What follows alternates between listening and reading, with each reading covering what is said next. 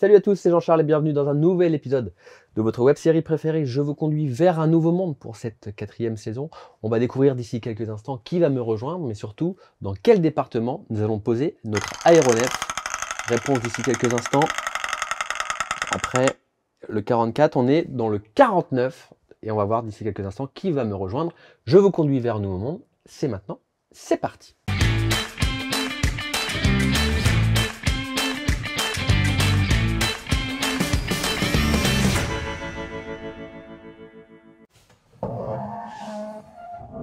Bonjour Stéphane Vraiment. Bonjour Jean-Charles. Rentre, installe-toi. Bienvenue dans notre aéronef. On est ravis de... Tiens, mets-toi plutôt, même ici, on est ravis de t'accueillir. On va aller sur la planète Tandem, mais pas que Tandem. On va passer un petit moment ensemble. On va apprendre à te découvrir et à parler surtout de l'entreprise. Quand tu rencontres quelqu'un pour la première fois, Stéphane, comment tu décris l'activité de Tandem ou de tout ce que tu peux faire, même de manière générale, et notamment, je pense aussi à Goldies? Alors, Tandem, c'est un acteur national Ouais. dont la spécificité est de sécuriser tout type de bâtiments. Okay. Tertiaires, les bureaux, les entrepôts, les sites extérieurs, des magasins donc, qui accueillent du public. Et notre sécurisation passe par l'installation, l'étude et l'installation de systèmes de vidéoprotection, d'alarme anti-intrusion, contrôle d'accès, enfin tout ce qui va sécuriser les produits, les biens et les personnes. Okay. Avec une grande spécificité dans le milieu du commerce, c'est qu'on a une grande activité de distribution et installation de portiques anti-vol. Voilà. Donc notre rôle est d'apporter la parfaite sérénité à nos clients. Ok, j'imagine que dans la période dans laquelle on est, alors on va pas faire de géopolitique et tout ça, mais on a vu quand même cette année, en début 2023, il y a eu quand même pas mal de grabuges en France. Est-ce que tu ressens une volonté de ces commerces dits de proximité de s'équiper ou de renforcer leur sécurité? Est-ce que les magasins ont peur? Alors les magasins ont peur, en effet. Alors beaucoup de magasins étaient en souffrance. Ceux-ci, on n'en parle plus bien entendu. Les autres magasins ont subi effectivement les phénomènes de violence, d'inflation, ce qui a généré plus de vols, pas forcément des voleurs organisés. Ouais. Là, on parle de vols accidentels, occasionnels, par des personnes dans le besoin. Donc ça forcément, peut être du vol social en fait. C'est du vol social, un peu. Exactement. Ouais. Donc il y a une augmentation de plus de 17% en 9 mois de la démarque inconnue, donc c'est très important. Et nous sommes là, bien sûr, pour répondre à ces demandes. Alors, il y a aussi un autre sujet, c'est que la période tendue a fait que les investissements sont tendus. Ouais. Donc, on a dû apporter ce qu'on sait faire, des solutions de financement pour le matériel. Donc, on parle de location financière, ce qui permet d'économiser la trésorerie et de continuer à s'équiper. Voilà, donc ça, c'était un sujet qui était pour nous brûlant cette année et on a dû être présent. Voilà. Alors, l'activité aussi de Tandem, c'était aussi d'analyser les flux des entrants, donc les clients. On sait que dans une stratégie commerciale, on a besoin de savoir un peu qui rentre, qui sort. Est-ce que j'ai tant de pourcentage de femmes, tant de pourcentage d'hommes? Est-ce que les entreprises sont toujours aussi très friandes de ces data?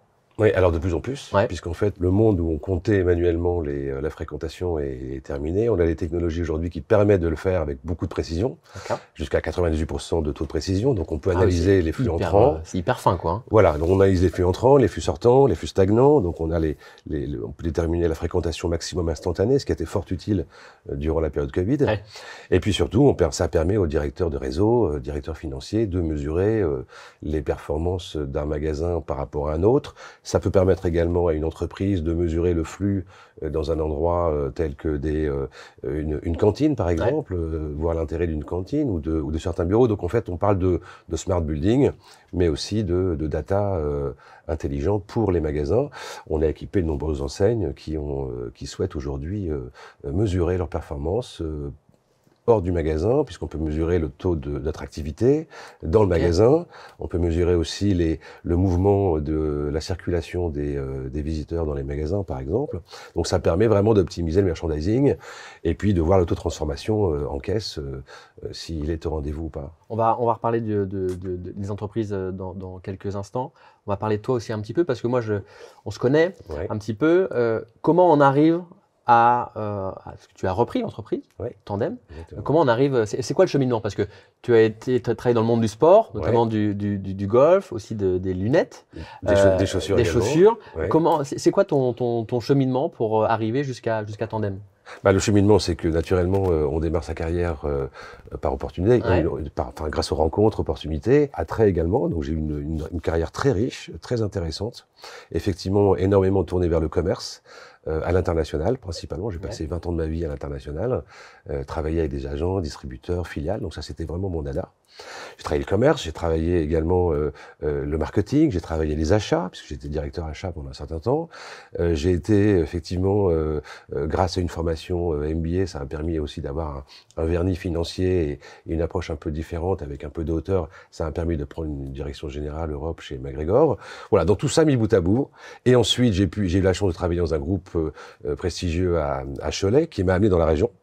Et ce cheminement très riche a fait que j'avais des armes pour aller plus loin. J'ai fait des rencontres, puisque Nantes, la région nantaise, le 49-44, compte maintes et maintes entrepreneurs, créateurs ou repreneurs. Et donc j'ai pu m'inspirer et on a pu me motiver pour réfléchir aussi au sujet, en me disant tu es prêt, tu dois y aller. Et je voulais effectivement m'exprimer différemment, m'épanouir, créer de la valeur pour les autres aussi, hein, donc pouvoir travailler avec des hommes et des femmes. Et donc s'est présenté des occasions de rachat. Alors après 2 ans de recherche. Hein, oui, ça prend du temps. Parce qu'on pense que tiens, on va sous le tapis, on va trouver une boîte à reprendre. Mais c'est pas du tout comme ça que ça marche. C'est une réorganisation et cette organisation, on l'apprend grâce à des associations comme le CRA. On est ensuite accompagné par Réseau Entreprendre, Initiative. Bon, il y a des tas d'outils aujourd'hui normalement pour aider un futur chef d'entreprise à y arriver. Et puis on est entouré aussi par ses amis entrepreneurs. Puis des conseils. Bon, j'étais accompagné par un conseil extraordinaire qui s'appelle Eric Bourron, qui m'a accompagné durant ces années. Et surtout, j'ai à mes côtés toujours 2 partenaires fonds d'investissement que sont Sodero et BPI Investissement, sans qui l'affaire ne se serait pas faite. Donc merci à tous ces gens-là, et ensuite, le fait que on apprend, on observe. Quand on a une dette senior importante, on apprend plus vite. Hein, et puis on apprend à manager ses propres équipes, on apprend à partager, on apprend à structurer et surtout s'assurer que tout le monde s'épanouisse. Et ça, c'était un vrai enjeu jusqu'à aujourd'hui, et c'était un vrai leitmotiv. Et puis bien sûr performer jusqu'à en 2021 faire l'acquisition de Goldies, une autre société, une autre équipe qui a gardé son ADN aujourd'hui et qui elle est plus spécialisée vers les petits commerçants, TPE, artisans, avec exclusivement de la vente de solutions de sécurité vidéo et alarme en mode abonnement. Donc c'est un modèle différent, les deux sont scindés, on essaie de créer Ils sont complémentaires en plus. Une équipe, c'est complémentaire, mais les équipes ne se mélangent pas, sauf pour des occasions de rassemblement et festifs. Du coup, on revient sur l'entreprise. Cette thématique pour nous de la saison 4 de Je vous conduis, c'est vers un nouveau monde. On a parlé de smart building, de data. Aujourd'hui, l'intelligence artificielle, est-ce que c'est un créneau sur lequel il faut que toi, tu ailles avec tes équipes? Est-ce que c'est ça qui va aussi faire évoluer l'offre de l'entreprise? Tu y penses déjà? Alors, on est, à travers la vidéo notamment, on y est involontairement, mais on y est, puisque bien sûr le matériel permet aujourd'hui des applications extrêmement pointues, hein, de détection de reconnaissance faciale, détection de assimilation entre une plaque d'immatriculation par exemple et puis une personne. On peut reconnaître des formes, on peut identifier qui on veut, on peut aujourd'hui détecter une zone chaude, donc pour des départs de feu c'est très important, pour des intrusions c'est important. Donc aujourd'hui l'intelligence est là.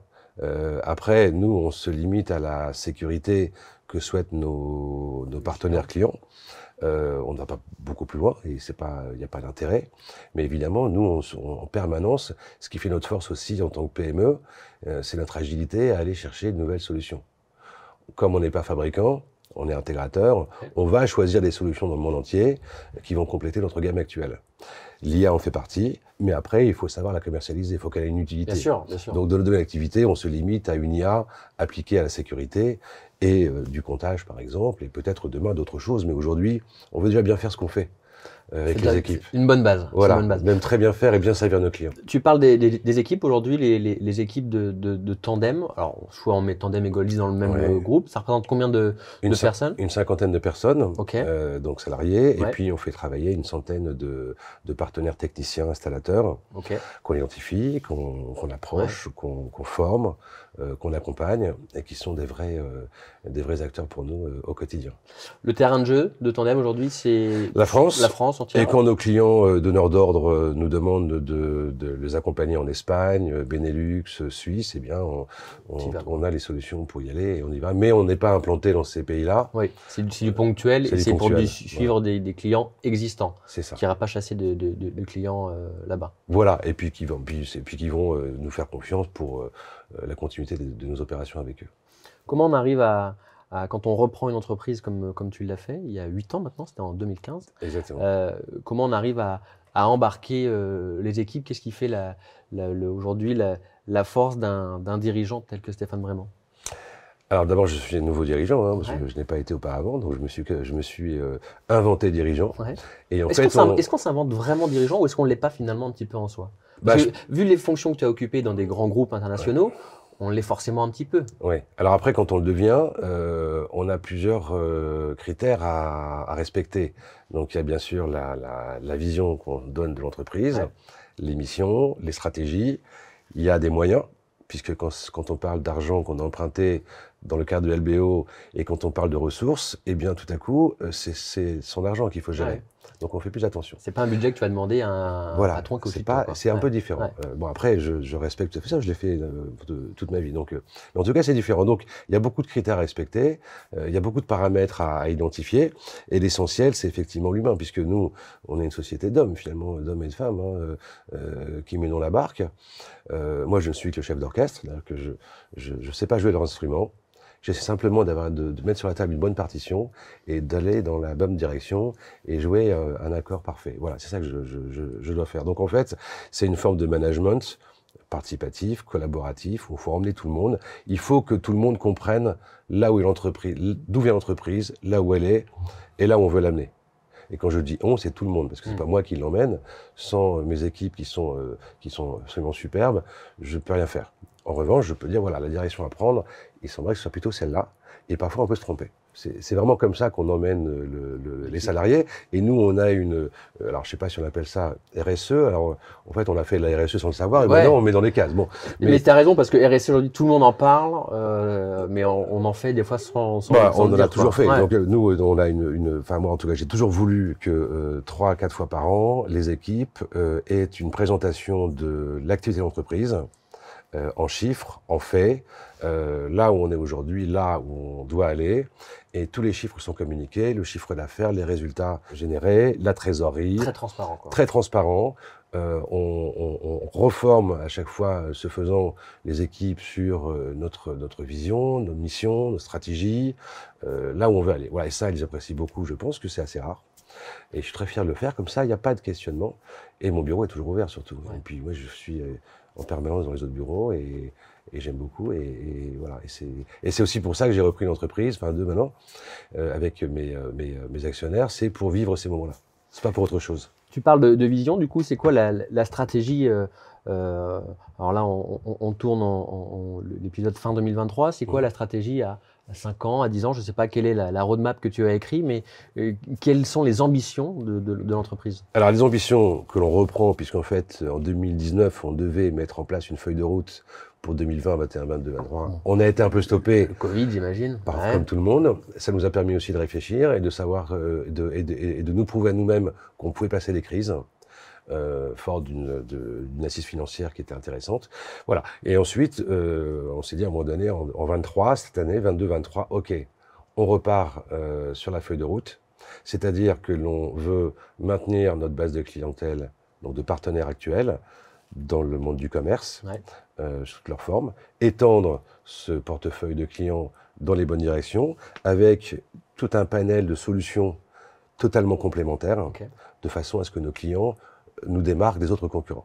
Ça, c'est une chose. Donc, qualité de prestation, qualité de produit, qualité de suivi, beaucoup d'agilité, c'est ce qui fait aussi la marque d'une PME. Dans le même temps, nous devons aujourd'hui mettre l'accent sur le monde du tertiaire, c'est-à-dire toutes les entreprises, leurs bureaux, leurs entrepôts, leurs sites extérieurs. On voit tous les bâtiments qui poussent en plus aux alentours, donc voilà. Tu sais que tu as du travail à aller chercher en tout cas. Exactement. À aller chercher, quoi. Il y a aussi les petites collectivités locales, on parle de camping, on parle d'école aujourd'hui, parce que je pense que ce sera un sujet demain. Hein. Donc la stratégie, c'est vraiment une diversification, donc une intensification vers notre métier et notre activité actuelle, commerce, et une diversification accélérée vers d'autres univers complémentaires. Parce qu'on a les technologies, on a les hommes, on sait faire. Maintenant, on s'est armé, début 2024, on aura 4 ingénieurs commerciaux en plus, on renforce l'équipe technique et on va continuer à recruter pour être plus présent sur le terrain, sur le terrain, sur le terrain. Là, on disait 50 collaborateurs. L'idée, c'est d'être à quoi, une soixantaine fin 2024? Voilà, l'idée, c'est fin 2025, atteindre les 10 millions d'euros de chiffre d'affaires, assurément. Aujourd'hui, on est à 8. Parce que tu avais dit que tu avais repris la boîte à 4. Oui. Là, tu l'as doublé en... Voilà, avec une croissance organique et externe, les deux cumulés. Et surtout, on a gardé des ratios qui conviennent aux actionnaires. À mes actionnaires. Et j'en suis ravi s'ils nous écoutent. Voilà, donc ça c'est important, avec une assise de trésorerie forte. Ça c'est la clé, le nerf de la guerre. Hors PGE et hors outils de financement du BFR, on est très stable. Ça c'est très important pour assurer cette croissance organique 24, 25, 26 et pour envisager peut-être une croissance externe, peut-être l'année prochaine, qui nous permettrait d'aller plus vite et plus fort. S'il y avait une difficulté aujourd'hui dans ton quotidien de chef d'entreprise, ce serait laquelle? Recruter. Ouais. Recruter. Parce qu'en fait, aujourd'hui, on cherche à recruter aussi bien chez Goldies. Je recherche 3, 4 commerciaux, des techniciens terrain. Hein, donc, on cherche avec difficulté.